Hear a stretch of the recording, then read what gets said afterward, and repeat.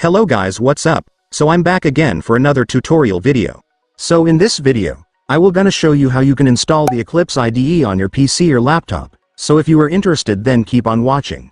But before all that, if you are new to my channel, consider to like and subscribe for more videos like this, and also, you can comment down below if you have something that you want me to make a tutorial about. So without further ado, let's start the tutorial. So to install Eclipse IDE on your PC or laptop, it's actually pretty easy. Just follow what I'm gonna do. So for the first step, I want you to go to your Google Chrome or any web browser on your device.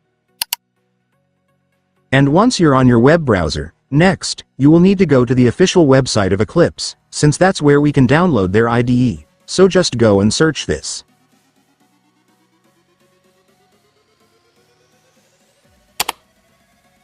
And after searching, you will now be on the website. So to download the Eclipse IDE on this website, just click this download button right here. And after clicking it, you will then be directed to the download page of Eclipse. So here on the downloading page, you will be able to see many products of Eclipse you can download, including their Eclipse IDE. So just click the download button. And then click the download button once again.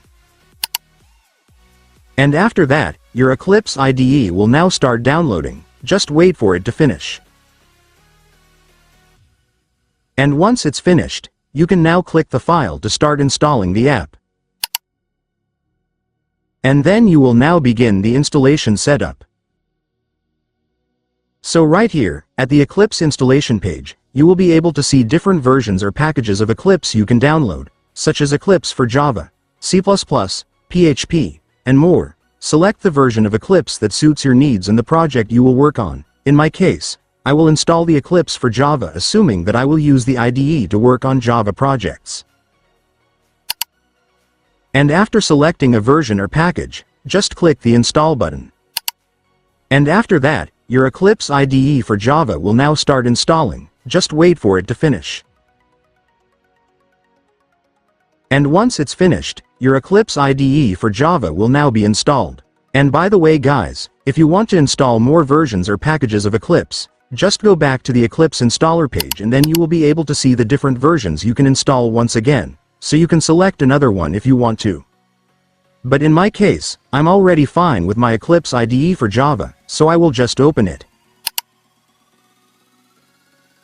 And then Eclipse will show you the location of the workspace directory, which is where all your projects and settings will be saved by default. If you want to change this location, you can click Browse and select a different folder.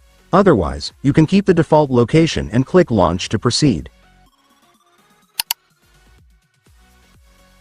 And after that, it's done. Congratulations, you will now have your Eclipse IDE, so you can now use it to create your coding projects. And so that's just how you do it guys. Now that you've watched this video, you can now do it yourself. So that concludes our tutorial video for today. I hope it helped you. Thanks for watching. Goodbye.